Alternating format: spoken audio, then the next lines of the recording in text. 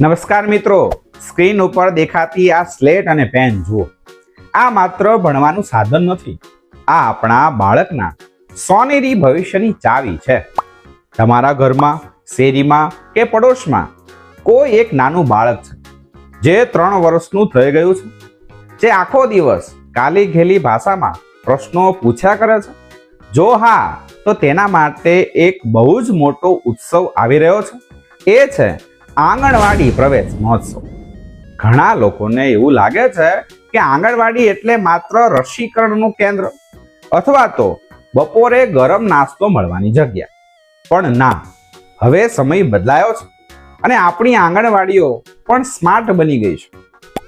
જ્યારે બાળક છે એ 3 વર્ષનું થાય છે ને, ત્યારે તેના મગજનો 85% વિકાસ થઈ ચૂક્યો હોય છે. આ ઉંમરે તેને મોટા પુસ્તકોની નહીં, પણ રમત ગમતની અને સાચી દિશાની જરૂર હોય છે. આ વર્ષે આંગણવાડીમાં શું ખાસ છે, ચાલો જાણીએ. પહેલી વાત, આધારશિલા અભ્યાસક્રમ. નવા અભ્યાસક્રમ આધારશિલા મુજબ બાળક કોઈ બોજ વગર ગીતો ગાતા ગાતા, વાર્તાઓ સાંભળતા અને રમકડાઓ રમતા રમતા અક્ષર જ્ઞાન શીખશે, જેથી તેનો સર્વાંગી વિકાસ થશે. બીજી વાત, ડિજિટલ ટ્રેકિંગ અને પૌષ્ટિક આહાર. બાળકને સ્વાદિષ્ટ ગરમ નાસ્તો, બાલ શક્તિ તો મળે જ છે, સાથે સાથે પોષણ ટ્રેકર દ્વારા તેના સ્વાસ્થ્યની પણ ડિજિટલ દેખરેખ રાખવામાં આવશે. ત્રીજી અને મહત્વની વાત, મારી વિકાસ યાત્રા પુસ્તિકા.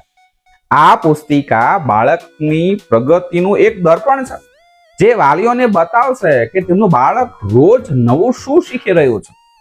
તો ચાલો આ પ્રવેશ મહોત્સવમાં આપણે સૌ વાલીઓ, ગ્રામજનો સાથે મળીને સંકલ્પ કરીએ કે ગામનું એક પણ બાળક આંગણવાડીના આ અમૃત જ્ઞાનથી વંચિત ન રહે.